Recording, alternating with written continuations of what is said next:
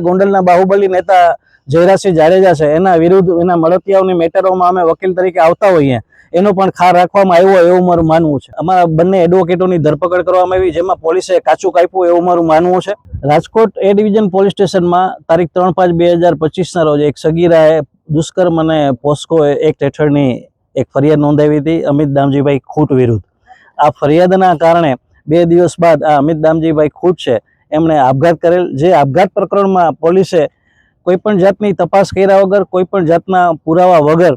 અમે અમારા બંને એડવોકેટોની ધરપકડ કરવામાં આવી જેમાં પોલીસે કાચું કાપ્યું એવું મારું માનવું છે। ખરેખર આ કિસ્સામાં અમે એક વકીલ તરીકેની ફરજ બજાવેલી એના સિવાયની કોઈ કાર્યવાહી અમે કરેલી નથી કે અમારો કોઈ રોલ નથી। અને જે વખતે સગીરાએ પોતાની ફરિયાદ આપવા પોલીસ સ્ટેશન આવી હતી ત્યારે માત્ર વકીલ તરીકેની અમારી જે ફરજ હોય કે જે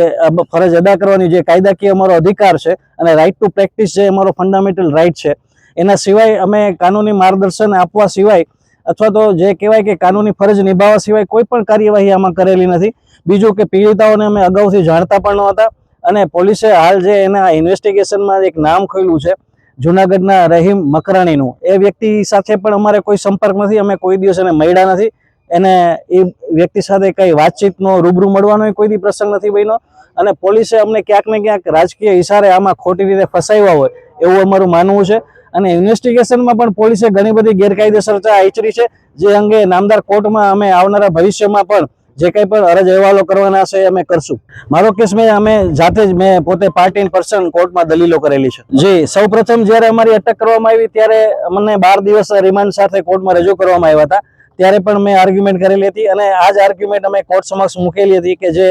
તપાસ કરનાર એજન્સીએ જે ગેરકાયદેસરતા આચરી છે આમાં જે પૂજાબેન રાજગોરની જે અટક કરવામાં આવી છે એનો અટકનો સમય છે 18:40 એટલે સાંજે 6:45 વાગ્યાનો એમાં અટકનો સમય છે અને કોઈ પણ મહિલા આરોપીની જો અટક કરવી હોય તો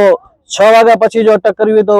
મેજિસ્ટ્રેટની પૂર્વ મંજૂરી લેવી પડે જ્યારે ઇન્વેસ્ટિગેશન એજન્સી આવી કોઈ કાયદાકીય પ્રક્રિયા એડોપ્ટ કરી નથી અને આ યુવતીઓને પણ 3-4 દિવસ સુધી ગોંધી રાખી અને પોલીસે કોઈ એક સ્ટોરી આખી ઊભી કરી હોય એવું અમારું માનવું છે। આગામી આમાં અમારો તો કોઈ રોલ નથી અને પોલીસ જે કંઈ તપાસ કરશે અને અમારો એમાં સહકારની જરૂર પડશે તો અમે તપાસમાં પૂરેપૂરો સહકાર આપશું અને પોલીસે ખરેખર આમાં અમને સાક્ષી બનાવવાનો હોય એની બદલે અમને આરોપી તરીકે પોલીસે ટ્રીટ કર્યા છે અને એમાં ક્યાંક ને ક્યાંક જેને કહેવાય કે ગોંડલના બાહુબલી નેતા જયરાજસિંહ જાડેજા છે એના વિરુદ્ધ એના મળતિયાઓની મેટરોમાં અમે વકીલ તરીકે આવતા હોઈએ એનો પણ ખાર રાખવામાં આવ્યો એવું મારું માનવું છે। અમારી તમામ માહિતીથી અપડેટેડ રહેવા માટે જોડાયેલા રહો ત્રિશુલ ન્યૂઝ સાથે।